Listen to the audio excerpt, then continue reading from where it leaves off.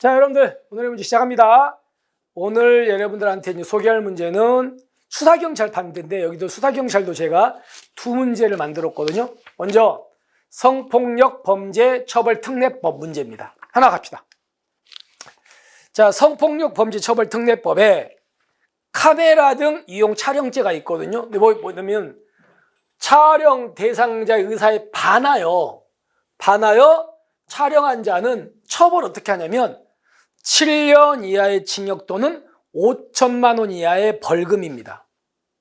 두 번째, 촬영 대상 의사에 반하지 아니한 채 카메라 찍었어요. 그러니까 상대방이 동의하에서 찍었습니다. 근데 나중에 대상자 의사에 반해서 이걸 반포해 버린 겁니다. 이 사람도 처벌은 7년 이하의 징역 또는 5천만 원의 벌금이거든요. 그러니까 둘 다 처벌은 똑같습니다. 둘 다. 됐죠? 그래서 동일하다, 맞는 지문입니다. 그 다음에 여기도 이제 전담 조사제가 도입됐죠? 따라서 경찰청장은 서장으로 하여금 누구를 조사하게 한다고요? 피해자죠? 피해자를 조사하게 할 수 있습니다. 조사하게, 자, 할 수 있다도 잘못됐죠? 해야 된답니다. 됐죠? 두 군데가 잘못됐다는 걸 기억하시면 되겠습니다. 그 다음에 수사기관은 성폭력 범죄 피해자를 조사할 때 수사기관에다가 자주 불러내는 거 안 좋죠. 피해자를. 그러니까 조사 횟수는 1회로 맞추는 게 아니고요. 필요한 최소한에 그쳐야 된다, 이렇게 돼 있습니다. 필요한 최소한에 그치래요. 됐죠? 그래서 이것 때문에 X입니다. 그 다음에 어떤 놈이 음주, 약물로 인해서 심신 장애 상태가 돼서 이 상태에서 성폭력 범죄를 저질렀습니다. 그러면 그때 형법에 있는 이런 감형 규정을 적용하지 아니한다가 아니고 뭡니까? 아니할 수 있다라고 되어 있죠. 아니한다가 아니고 아니할 수 있다. 아시겠죠? X입니다. 그 다음에 피해자가 19세 미만이거나 신체 정신적 또는 정신적 장애로 사물을 변별하거나 결정되기 미약한 경우에는 관련 전문가 있죠. 뭐 의사, 정신과 의사는 이런 전문가에게 피해자의 심리 상태 같은 걸 조회해야 된다는데 문제는 19세가 아닙니다. 여기는 몇 살입니까? 13세입니다. 여기는 여전히. 됐죠? 13세니까 조심하시고 나머지는 13세로 바꾸면 다 맞습니다. 그 다음에 자, 보세요.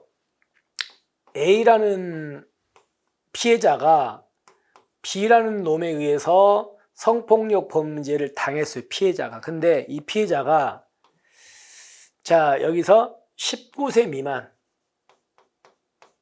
이거나 신체 정신적 장애가 있습니다. 그래서 사물을 변별하거나 의사결정이 미약해요. 근데 이런 사람인데 만약에 우리 경찰이 어쩔 수 없이 이제 A를 조사해야 되잖아요. 근데 피해자가 이런 상태다 보니까 경찰이 물어보는 걸 대답을 잘 못할 수도 있겠죠. 그러니까 누군가가 옆에서 A가 진술하는 걸 도와준소록 조력이 있죠. 조력인을 둬가지고 이제 도와주게 할 수 있습니다. 왜냐하면 만약에 A가 이런 사람이긴 한데 굉장히 정신도 또렷하고 말도 잘합니다. 기억도 뚜렷하고. 그러면 그때는 굳이 진술 조력인을 둘 필요 없죠. 근데 그렇지 않을 때만 진술 조력인을 두는 거니까 따라서 다른 건 다 맞는데 보조하게 하여야 한다가 아니고 뭐라고요? 할 수 있답니다. 아시겠죠? 그리고 여기는 19세 미만 피해자 등이 맞아요. 됐습니다. 그래가지고 여기 때문에 X. 자, 그래서 니은은요. 피해자고 조사하게 하여야 한다고. 그리고 필요한 최소한도 그쳐야 되고요. 그리고 적용하지 아니할 수 있다고. 그리고 여기는 13세고요. 그리고 도저하게 할 수 있다고 하시겠죠. 이렇게 해서 이런 부분들을 다시 한번 기억해 두시면 되겠습니다. 하나 맞고 다 틀렸죠. 자, 이렇게 해서 일단 오늘 첫 번째 문제는 해결했습니다. 자, 두 번째 문제로 가봅시다. 자, 두 번째 문제는 이제 스토킹 범죄 처벌법 문제입니다. 첫 번째가 법원은 스토킹 범죄라든가 가정폭력이라든가 아동학대라든가 성폭력 같은 경우는 재범 위험이 높아요. 그래서 수강명령이나 치료 프로그램 이수명령 병과하는데 자, 기억하십시오. 성범죄니까 아동청소년의 성보호법하고요. 성폭력범죄처벌특례법은 500시간 수강명령, 치료 프로그램 이수명령 병과해야 된다고요. 나머지 가정폭력이나 아동학대나 스토킹은 200시간 할 수 있습니다. 그래서 200시간 그리고 할 수 있다 맞는데 여기가 잘못됐습니다. 여러분들 유죄 판결을 받았는데 뭐는 제외? 선고유예는 제외입니다. 이건 제외. 이것 때문에 X. 다음에 마크 3에 사법경찰관리는 즉시 진행 중인 스토킹에 대해서 신고를 받고 즉시 현장에 나가가지고 하는 거. 경찰이 하는 건 이거는 무슨 조치입니까? 응급조치인데 여러분들 응급조치하고 법원의 판사가 하는 임시조치 구별하셔야 됩니다. 근데 첫 번째가 스토킹행위를 제지하고 향후 스토킹 중단 통보 및 처벌 서면 경고하는 건 맞아요. 그 다음에 스토킹 행위자와 피해자 등을 분리 및 범죄 수사하는 것도 맞습니다. 그 다음에 스토킹 행위의 상대방 등이 그 주거 등으로부터 100m 이내 접근 금지는 여러분들 응급조치입니까? 이거는 법원이 하는 임시조치입니까? 이거 잠정조치입니까? 잠정조치죠. 100m 이내 접근 금지. 그 다음에 전기통신용 접근 금지. 구치소, 유치장 유치. 이런 것들은 잠정조치지 응급조치가 아니야. 따라서 이것 때문에 X입니다. 그리고 피해 관련 상담소, 보호시설에 피자 인도 이건 동의가 있어요. 이건 맞습니다. 근데 이 세 번째 있죠? 이것 때문에 X. 얘는 응급조치가 아니고 잠정조치라는 거 다시 한번 기억하셔야 됩니다. 됐죠? 그 다음에 경찰관서장입니다. 여기는 조심하세요. 이렇게 돼 있습니다. 관서장인데 수사본부장, 시도서장은 스토킹 범죄 전담 사법경찰관 지정하여 피해자를 조사해야 된다? 맞습니다. 맞는 질문입니다. 기억하시고. 그 다음에 자 우리가 이제 한번 볼게요. 무슨 얘기냐면 자 우리가 법원의 판사가 하는 게 무슨 조치라고요? 잠정조치거든요. 잠정조치는 처벌에 대한 서면 경고합니다. 계속하면은 처벌된다고 서면 경고하는 거고요. 그 다음에 두 번째가 100m 이내 접근 금지를 시키고요. 그 다음에 전기통신 이용 접근 금지 시키고요. 그리고 이제는 자 위치 추적 장치 있죠? 추적 장치를 부착할 수 있고요.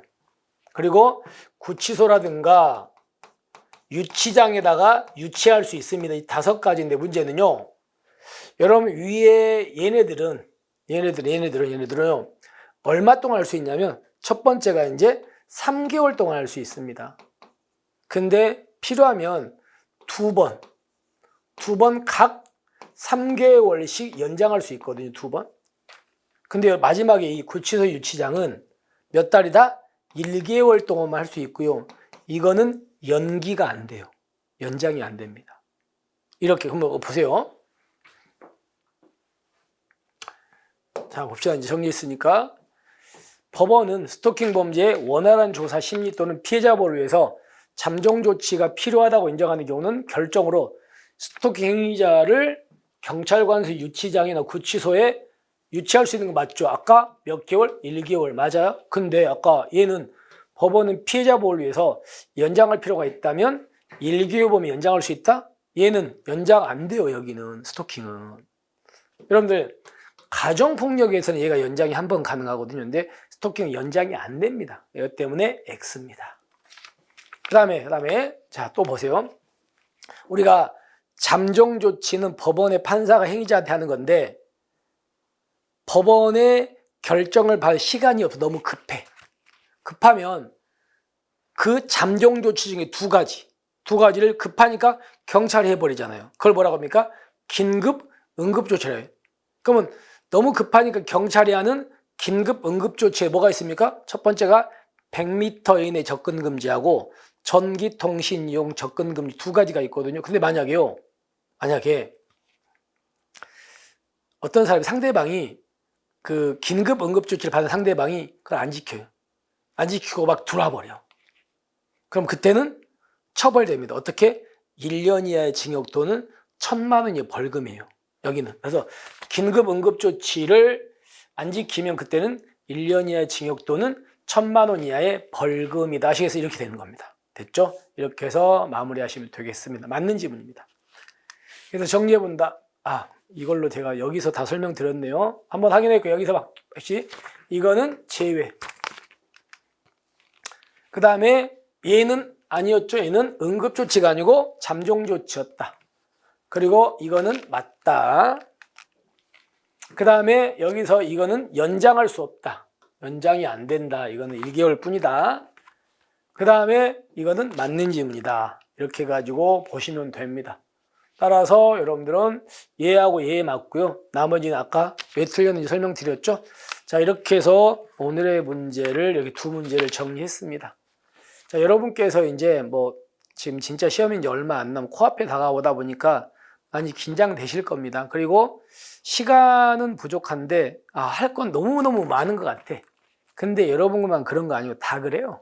다 그러니까 그건 너무나 당연한 현상이거든요. 나는 지금 공부가 너무 잘 돼 있다. 그리고 시간이 널널하다. 이런 수험생은 없어요. 그런 수험생은 합격 못합니다. 그러니까 여러분들이 지금 하고 있는 게 너무나 당연한 거라고 생각하시고요. 그리고 주눅 들지 말고 나 아니면 합격할 사람 없어 이렇게 생각하고 마무리 좀 잘 하시기 바랍니다. 여러분들 오늘 고생하셨고 우리는 내일 뵙겠습니다. 수고하셨습니다.